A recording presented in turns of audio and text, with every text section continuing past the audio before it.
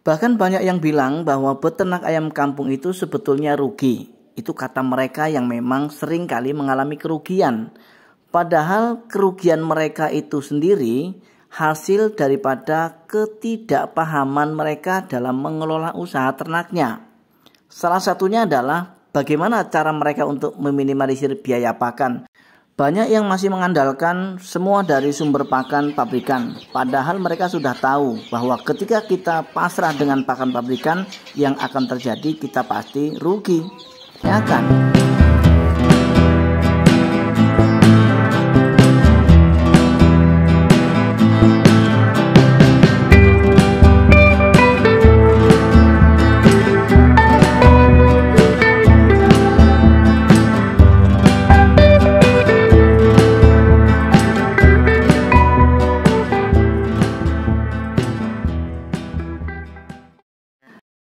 Halo, assalamualaikum warahmatullahi wabarakatuh. Jumpa kembali di channel kebanggaan kita, yaitu channel Jadi Sultan TV. Apa kabar teman-teman dan sahabat semua hari ini? Mudah-mudahan teman-teman sekalian senantiasa dalam keadaan sehat walafiat, dimurahkan rezekinya serta dimudahkan dalam segala urusannya. Amin. Coba di antara kalian semua yang menonton video ini, siapa di antara kalian semua yang masih mengalami kerugian dalam beternak?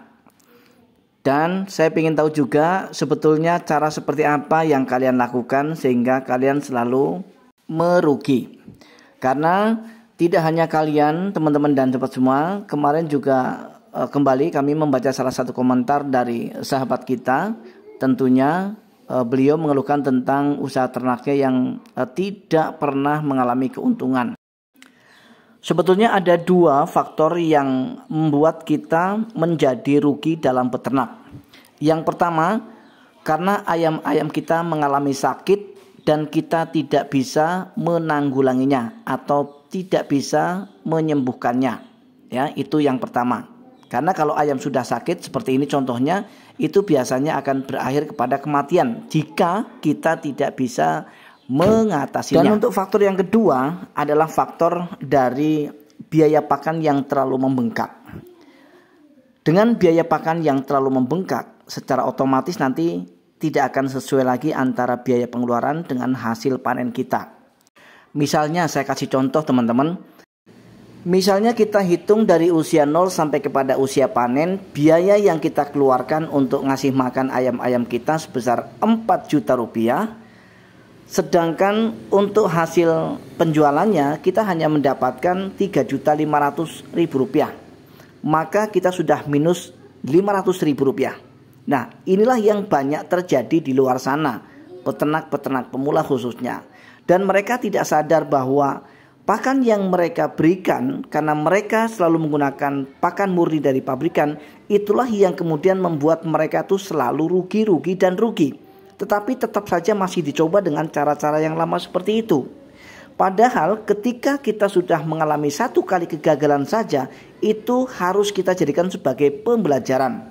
Sehingga apa yang harus kita lakukan? Yang harus kita lakukan adalah kita harus mengkolaborasikannya antara pakan pabrikan dengan pakan alternatif. Itu baru bisa kita mendapatkan keuntungan teman-teman. Caranya, misalnya teman-teman akan membesarkan anak ayam teman-teman ini dari hasil pembibitan sendiri misalnya. Begitu menetas, secara otomatis kita akan langsung pisahkan DOC-nya dari indukannya. Dan akan kita masukkan ke kandang pembesaran. Maka yang harus teman-teman lakukan setelah DOC ini sudah kita pindahkan ke dalam kandang pembesaran ini, sampai usia berapa anak ayam ini atau DOC ayam ini akan kita kasih makan dengan menggunakan pakan pelet atau pakan pabrikan. Kita harus paham teman-teman. Sebaiknya teman-teman menggunakan pakan pabrikan ini atau pelet ini untuk DOC kita sampai usia paling cepat itu 1,5 bulan saja. Jadi ingat teman-teman, kita akan menggunakan pakan pabrikan murni dari usia 0 sampai usia 1,5 bulan saja. Nah kemudian setelah usia 1,5 bulan sampai kepada seterusnya, anak ayam ini sudah bisa kita kasih makan dengan menggunakan pakan hasil kolaborasi antara pakan dari pabrikan dengan pakan alternatif. Silahkan teman-teman pilih jenis pakan alternatif seperti apa yang sekiranya teman-teman bisa dapatkan dengan mudah, tetapi kandungan nutrisinya tetap harus kita jaga. Jadi kita harus paham jenis pakan alternatif yang akan kita berikan itu harus jenis pakan alternatif yang mengandung kadar nutrisi yang cukup untuk ayam-ayam kita. Tujuannya untuk apa teman-teman? Tujuannya supaya nanti ayam-ayam kita tidak kaget. Karena memang sebelumnya kita selalu kasih makan dengan pakan pabrikan yang kandungan nutrisinya cukup dan lengkap. Begitu kita alihkan menuju pakan alternatif, tetapi pakan alternatif yang kita berikan bukan pakan alternatif yang memiliki kandungan nutrisi yang cukup, sehingga mereka pasti akan drop teman-teman. Sehingga bobotnya pasti akan susut atau akan turun teman-teman. Sehingga hal ini juga harus teman-teman pahami ya. Cara mengalihkan pakan pabrikan menuju pakan alternatif itu sebaiknya secara bertahap ya. Pertama misalnya kita akan kolaborasikan dulu antara pakan pabrikan dan pakan alternatif dengan perbandingan 1:1, kemudian 1:2, sampai pada akhirnya bisa 1:3 dan 1:4. Seiring berjalannya waktu, semakin tambah usianya dari si ayam-ayam ini. Baik teman-teman dan sobat semua, kami rasa cukup sampai di sini perjumpaan kita kali ini. Bahwa kesimpulan daripada video kali ini adalah bahwa ada dua faktor yang memicu terjadinya kerugian dan kerugian dalam peternak ayam kampung, yaitu yang pertama adalah faktor ketika ayam-ayam kita mengalami sakit dan kita tidak bisa mengatasinya.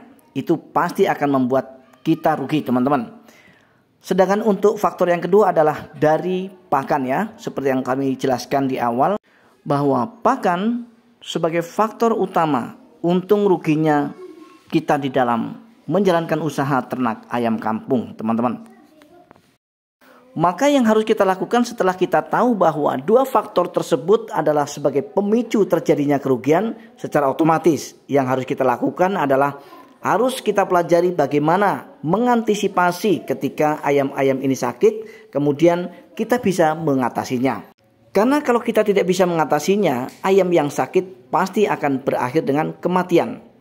Dengan banyaknya ayam yang mati tentu saja itulah yang akan membuat kita rugi teman-teman.